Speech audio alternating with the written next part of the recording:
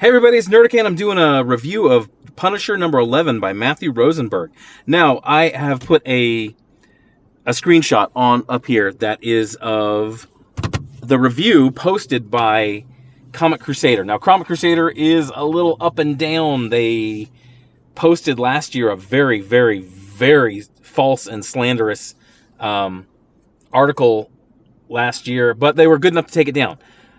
They did a review, and it really pushed me to get this review out because their review was absolutely, it missed the point. It was very, in my opinion, it's a very soft review. First off, don't contact these people. They're okay. They make decent articles at times, but don't contact them. You know, the drill. Don't bug them. Don't contact them.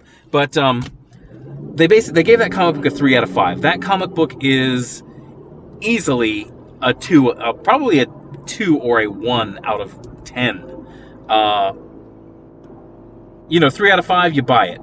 A 1, you know to stay away from it. And the reason I say that is because the comic book, there were so many things that just felt off about it. It didn't feel like a professional comic book.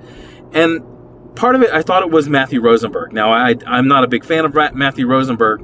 And a lot of people aren't big fans of Matthew Rosenberg this week for, his SJWs who have spent so much time defending him have done rule 3 of SJWism, which is they will always turn on you. And they've turned on him for using symbolism in the Uncanny X-Men book, which was completely unfounded and overreactional. But they needed an outrage of the day, so that's what they picked, and he became the target.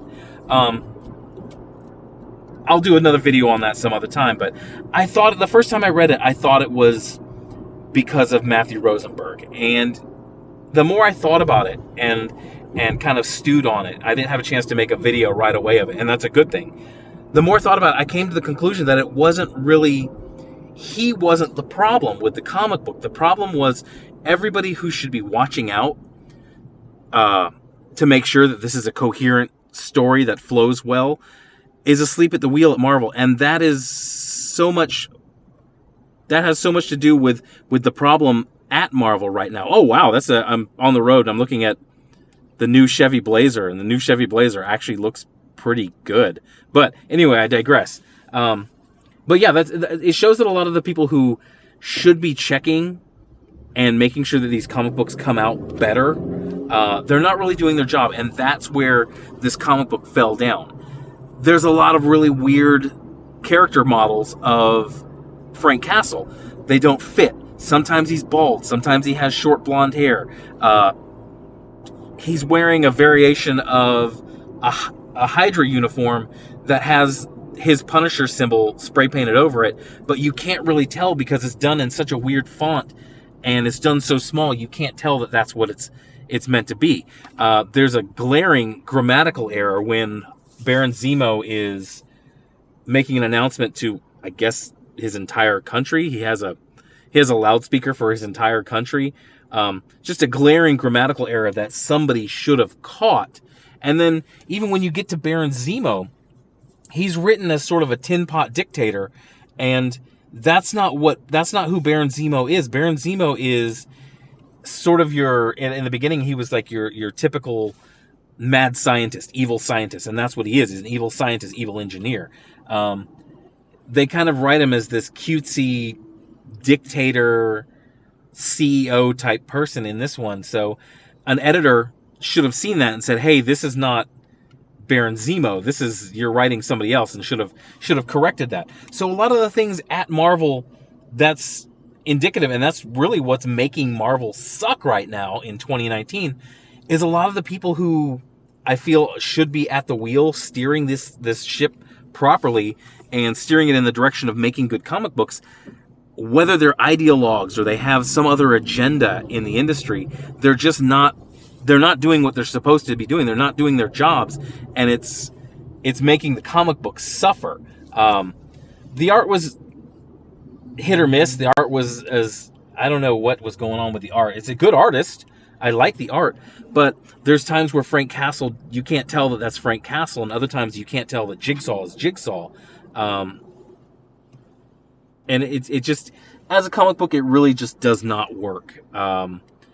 But, you know, getting back to this review that was done of it, Comic Crusader, they went very soft on it. Almost like they were uninterested in doing the review. And that doesn't help anybody. Going soft on these reviews, and I've kind of tempered myself over the past few months. Going soft on these reviews doesn't help the audience not buy a bad comic book. And if you're the critic, you're supposed to be the one, as says with being a critic, you're supposed to be the one criticizing. You're supposed to be criticizing the work.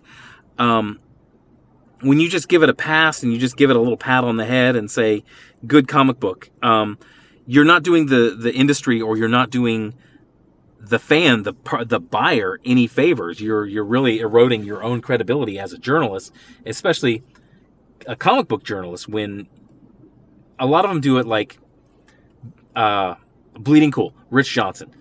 He's doing it because he wants to be invited to the cool parties, or get the exclusive interviews, or the access at conventions. And if that's why you're doing it, you're only doing yourself a favor. If that's the type of journalism that you're doing, you're only doing yourself a favor. You're not doing a favor to the readers, and you're not doing a favor to the industry. But you know, the nutshell of this is, don't buy this. Don't buy that one. This Matthew Rosenberg Punisher, I've popped in and out on it, and it's really not a good series. He's not the right fit. He's really not the right fit for the Punisher. Jerry Dugan would be good, or Ed Brisson would be good, but you know, you get kind of a hipster guy like Matthew Rosenberg, and it's not a good fit for the character, and it's not a good fit for Matthew Rosenberg. But that's all I got for that one. Nutshell is, it's a 2 out of 10.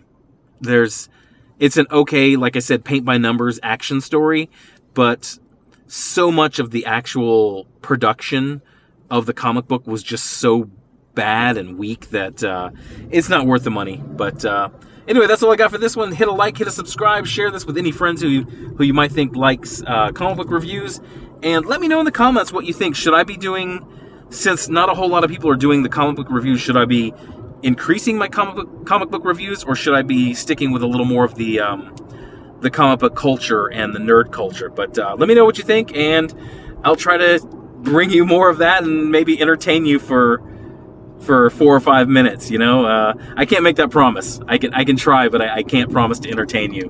But yeah, thanks for watching. You guys have a good day.